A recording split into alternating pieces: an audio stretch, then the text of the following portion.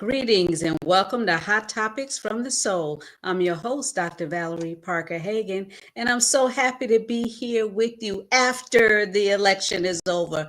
We've been spending so much time, pushing people to make sure they go vote, make sure their vote counts. And here we are on the other side. So tonight we're going to talk about moving forward. I have my co host with me.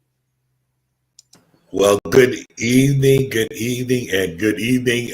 Hey, what can we say?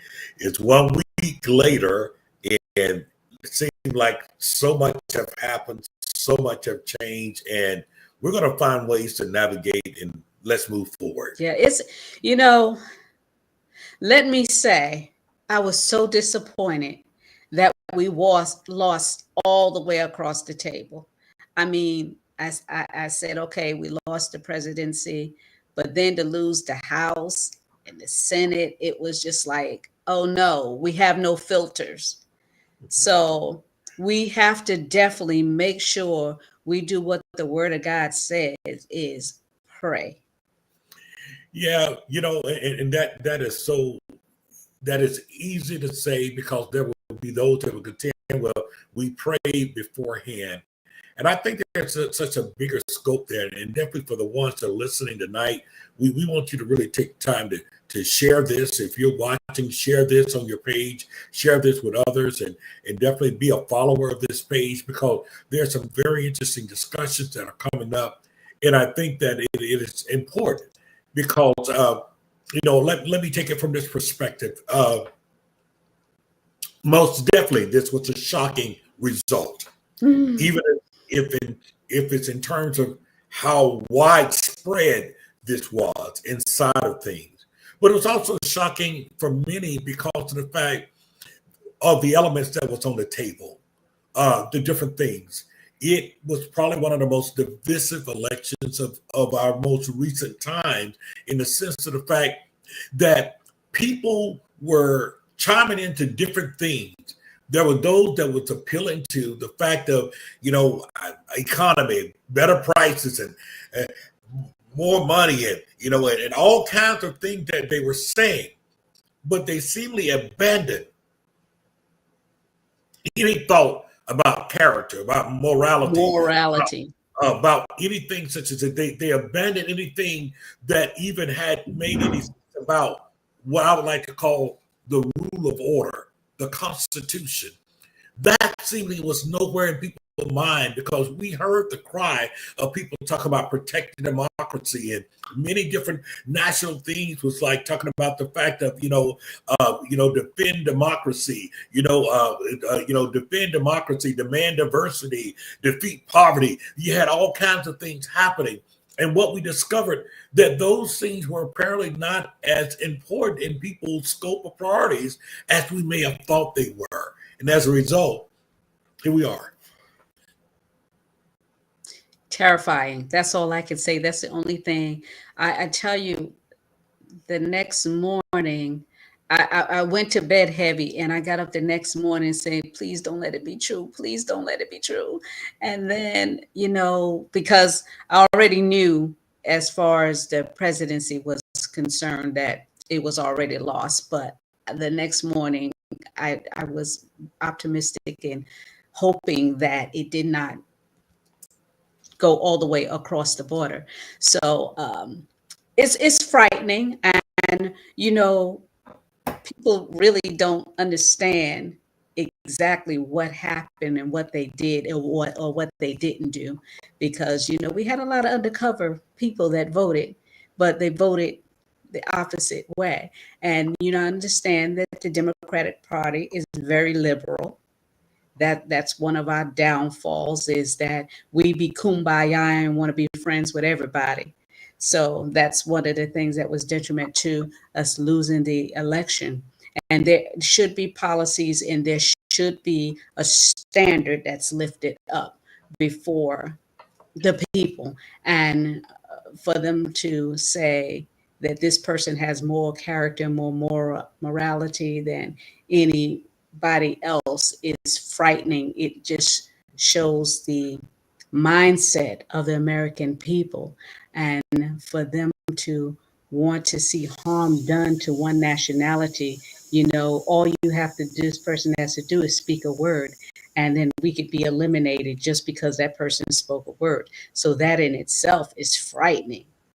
It is frightening. Look how it was prior to, when there was a call that went out against Asians and people that weren't even, they were Americans, but because they looked like, they were subject to harm. Yeah. There's a lot of things that when we look at this, and one of the things that for me, as I step back, because I had to grab a peace of mind before the election, I recognized that I was carrying a lot on me, and then I had to get back and get rooted and grounded into where our focus is, because this was one of those elections that, even with the candidates, that we saw literally believers totally divided.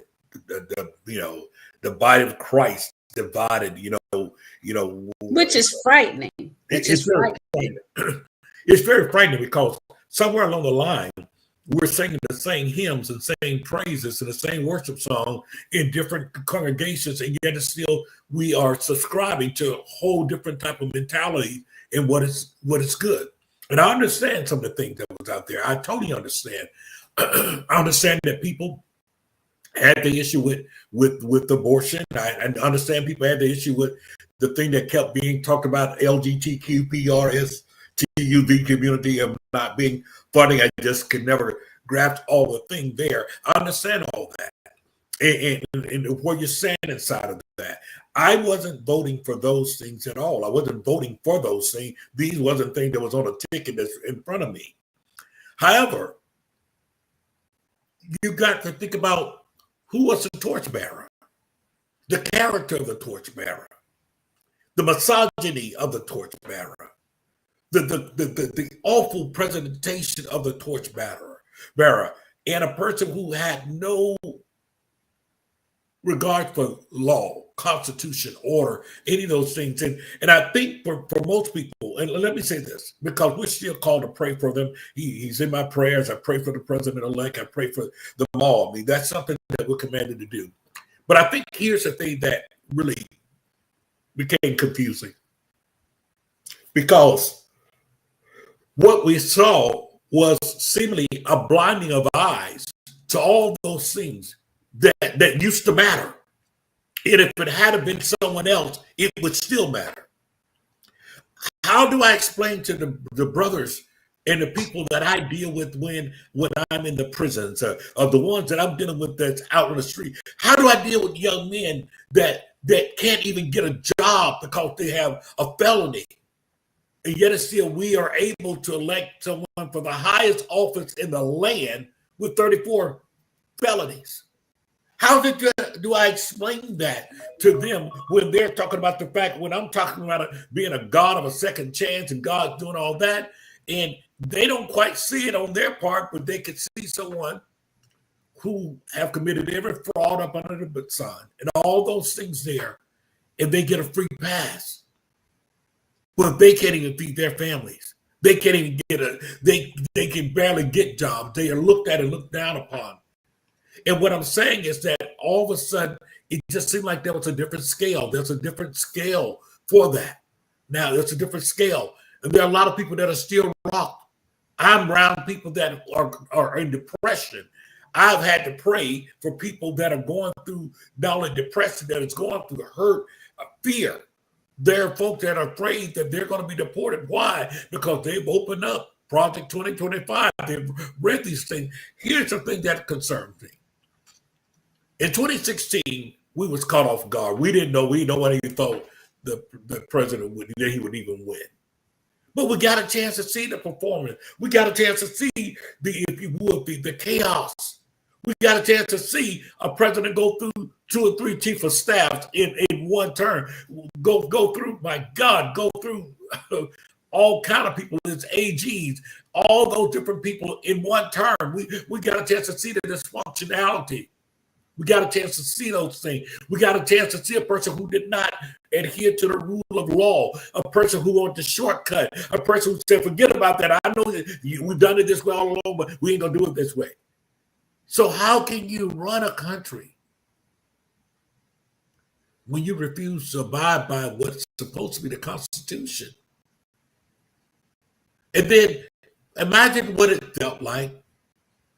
Imagine what it felt like on that next day when Vice President Kamala Harris, called to concede to him something that he never did do. Something that he never did do. Imagine he's getting ready to meet with President Biden here. I think tomorrow. He's getting ready to meet Wednesday. He's getting ready to meet with President Biden to go over the transition type thing, something that was never afforded by him to President Biden when he won. Somewhere along the line, when do we call what's good for the goose is also good for the gander? When do we call it that way? Because the problem is the fact that that's not stability here. There's not a consistency here. And for those that have been marginalized, those that have been put down, those that have had to bear all kind of being second class and being treated different and less than, this only opens up even deeper wounds. Mm-hmm. And I know there are many people that are watching now, and believers, let me say something to you. My trust is not in the president. I'm here to pray for those in government. I am still going to tell you the scripture, Psalm 46, my God, for God is my refuge and my strength, a present help in time of trouble. I'm going to hang there. I'm going to hang on the fact that, listen, some trust in horses, some trust in chariots, but I will trust in the name of the Lord. I got that. How do you console millions upon millions of people who says, I believe if he said it, he'll do it? People who feel threatened.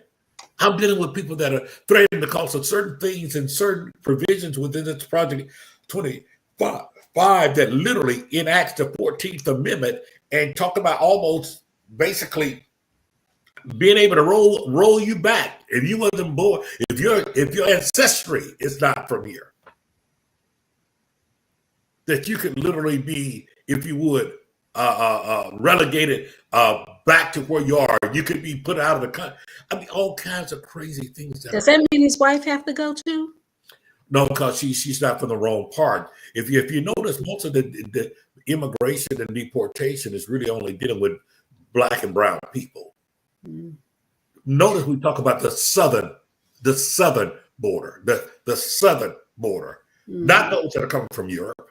Not those that are coming from other places, but the southern borders, which makes it. It's going to be interesting to see this all play out because, like I said, and I've always said racism against one is racism against us all. You would think so. And it's just like the have and the have-nots. Mm-hmm.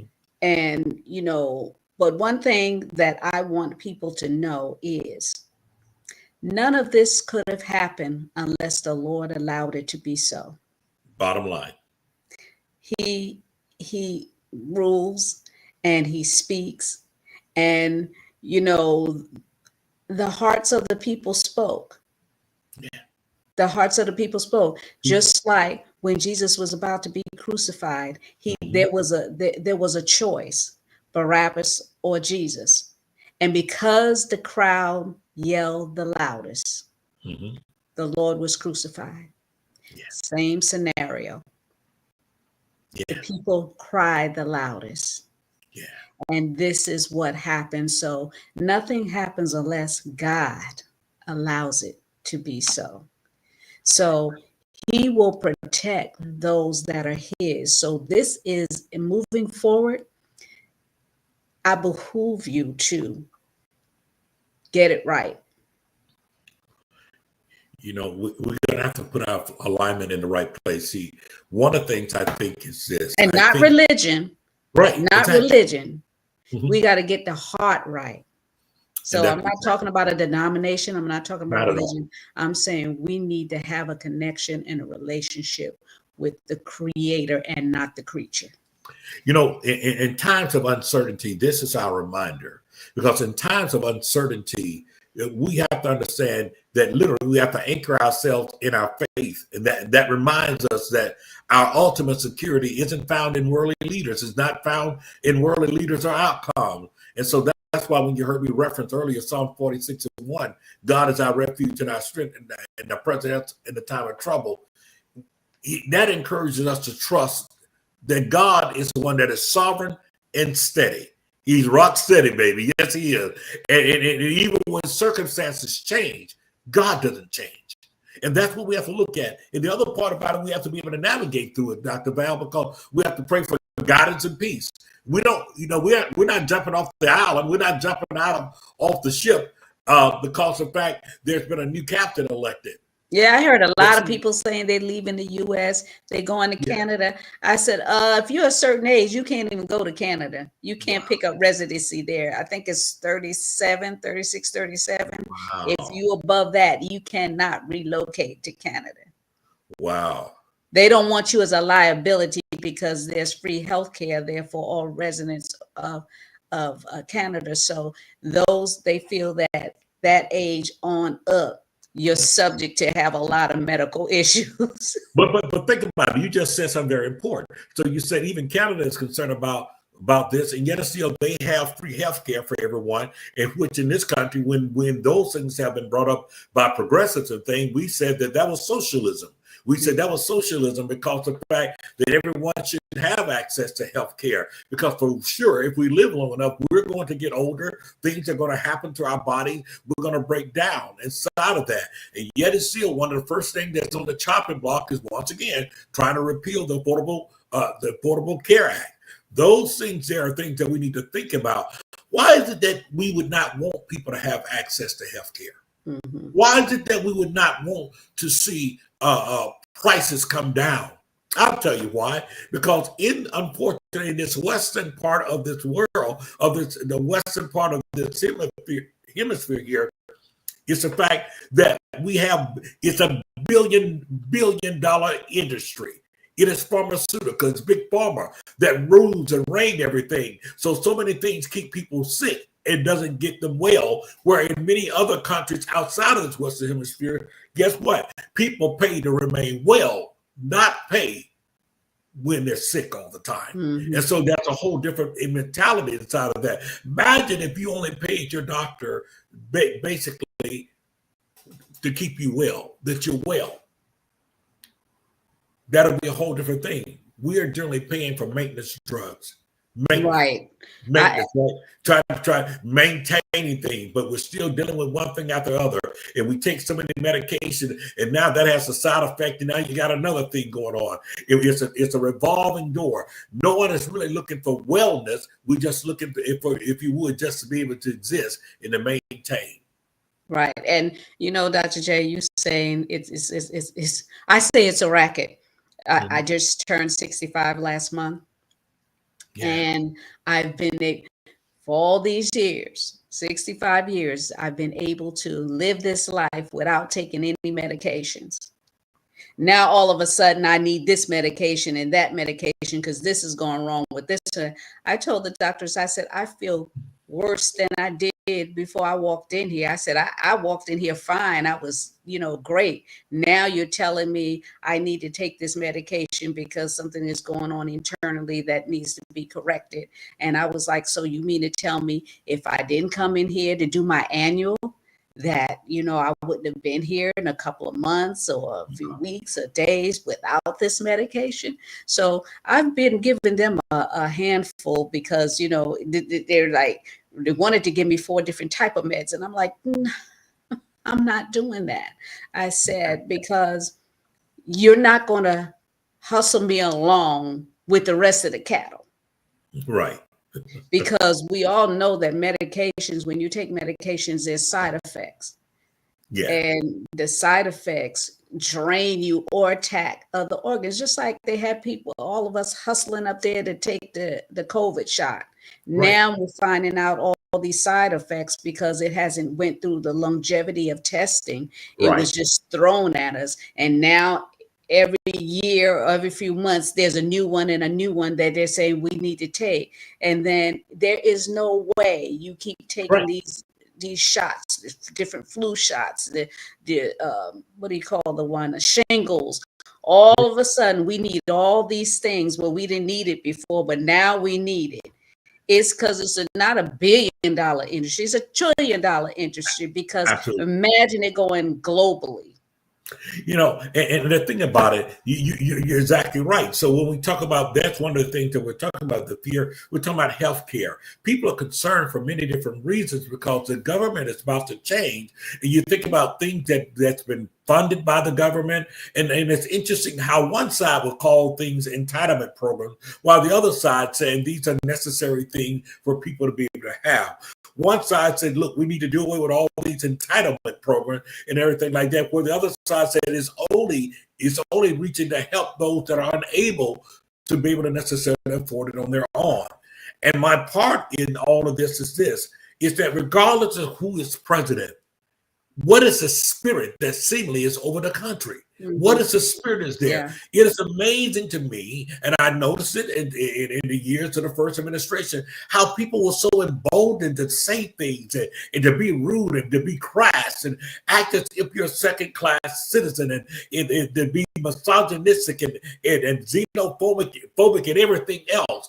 And the thing about it, what has happened to us anytime we have things like this to happen, and now we can't even love one another. We can't even be patient with people. We can't even learn to treat people with love simply because they have a different viewpoint than we do. And so we have to understand what spirit is released over us when we have that type of propaganda, that type of thing that are happening. And for those of us that may sit and we raise our hand and say, a mighty fortress is our God, how did that we can endorse that type of behavior? Mm-hmm. Mm-hmm. How did that we can endorse it and not feel the need to say, listen, we need to pray for this individual. We need God to deliver this individual. But one thing I've discovered, sometimes you got to want to be delivered. Sometimes you got to recognize that, listen, I need to deliver. There's something fundamentally wrong with me, God, uprooted there. I mean, my prayer is that God will touch and God will do some things there. But in the meantime, in between time, there are people that are right now dealing with anxiety, because anxiety often grows anytime we're dealing with the unknown, right? Yeah, it grips the hearts of the people because the fear, we always fear the unknown, but, but we all have an individual assignment. Yes. And a purpose assigned to our lives. So we need to focus on the purpose moving forward, not like what's going on around us, the left, right, south, east. We have to look at what is my purpose? What is my goal in life? How am I to cover my family? How am I to do the finances, deal with finances moving forward? So many people will focus on the financial aspect. And in fact, I heard so many people talking about, last time we got a check, when Trump was in office last time, we got a check. Well, you know what? Guess what? If you haven't figured life out and put the proper steps into place so that you can create generational wealth for you and your family, it's going to be the same thing it was back then, except for we won't have the check was given because of the fact that we ran into a COVID situation. First of all, it wasn't like he was giving out free money. Exactly. It was there was a purpose and a reason for that. Now, just because you want to sit on the sidelines and wait for a check, if you don't have investments and stock and cryptocurrency and savings accounts and retirements, if you don't have a plan, you're not going to have no money. And just let us be clear, that $750, $1,500, $2,500 check, that only lasted some of us a week. Exactly. Gone. So to hear the mentality of the people say, last time we got a check, and was happy about the fact that they got that little check. What about the rest of the months and days that you had to go and the years you went without getting a check? You should have been making life happen. And if you haven't made life happen now, you got to get up and make it happen now, because nobody's going to give you anything. And that's the problem about, we have to understand there's a difference between a hand up and a hand out. And we have to understand the things that we adhere to.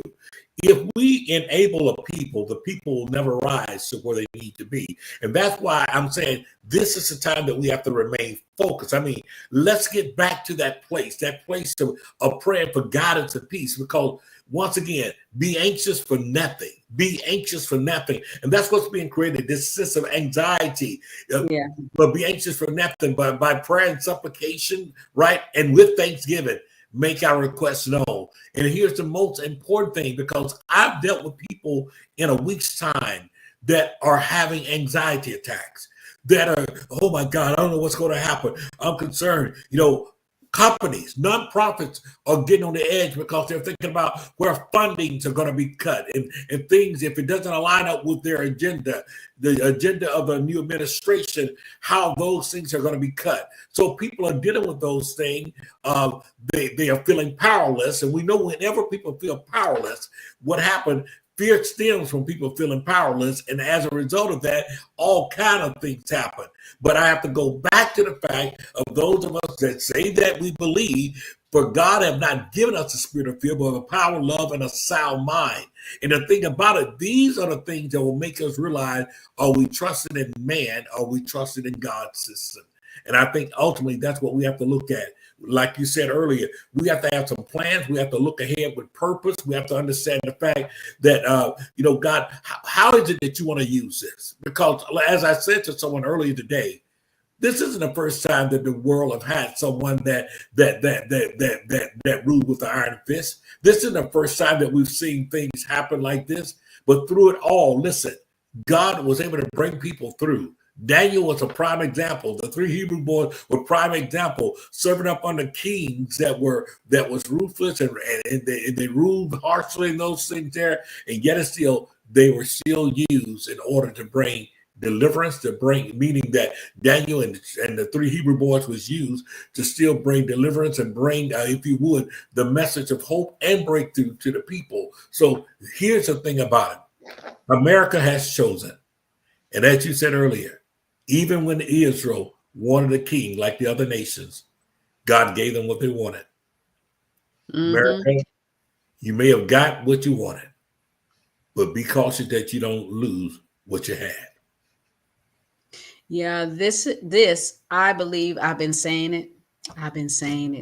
I believe this is the beginning of the New World Order.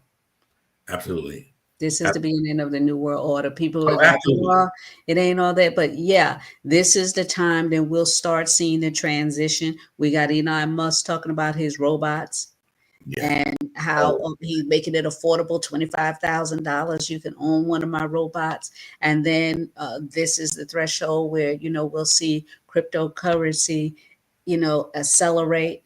I mean, mine went up like $6,000 in like 2 days. It's gone up to $6,000 and it's constantly going up and stuff. This is the beginning of the New World Order.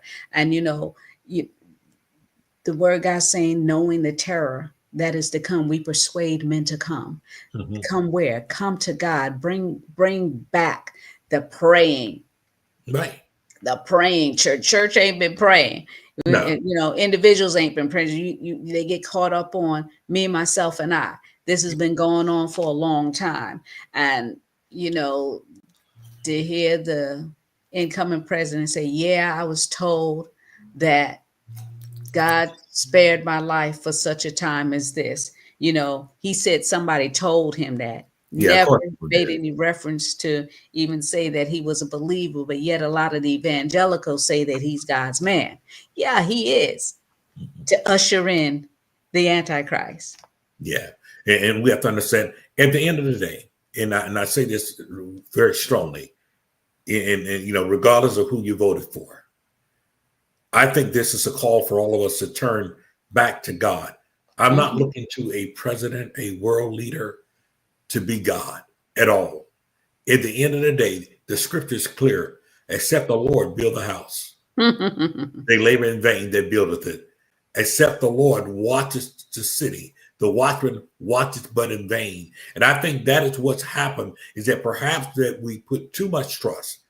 We put too much trust in the expectancy of the governmental leader, and we have not looked to God as still being the final say so. God is still sovereign. He is still God. He's all those things there. And even inside of our prayer, we're still praying that God will turn, because the heart of the king is in the hand of the Lord, and he can turn it which way he wants to. And we have to believe that in these times such as this. The problem is, excuse me, is that we have to pray and understand where we have got off as a whole. I believe that this is a whole indictment really on the church. I believe that because of the fact, if we were truly being the light, have we really been the light?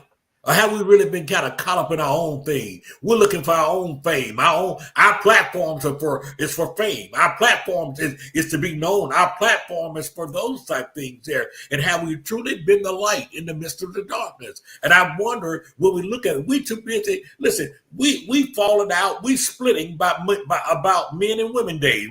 We get upset because of the fact I don't like the way you serve the committee. Where's the light been? Where's the salt been? So guess what? Now we are put in a position now that, listen, every knee is going to bow and every tongue going to confess that he is Lord one way or another. Every knee. That means everybody. And those that don't have knees, you're going to bow. Yeah. And those things are going to happen. We got to be very serious in this day and time. We don't have time to be hung up in foolishness. I don't like you because you did this. We're busy judging each other and trying to judge each other's life. But at the end of the day, the real question is the fact, where is our light so shining? If I be lifted up from the earth, I draw all men unto me.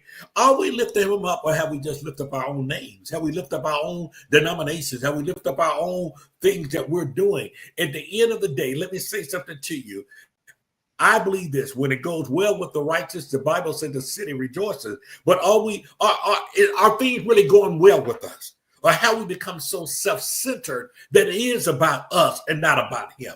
And I believe that that's just important, because what we're seeing more and more is a disconnect from generation to generation. We have children and young people today that don't want to have anything to do with their parents, with their parents, who their parents worship, because they see not the power of God. They don't see a relationship with God. They see everything seems to be always adding on to a man or to a woman, and not necessarily to the presence of God in the earth. Because if it was, maybe it could start with us just being able to speak to our neighbor. Maybe it could start with us just being able to talk to our fellow family members. Maybe the fact of the matter is that we can see a demonstration right where we are. But I believe all things, listen, going back to Romans 8, all things still work together for the good of them that love the Lord.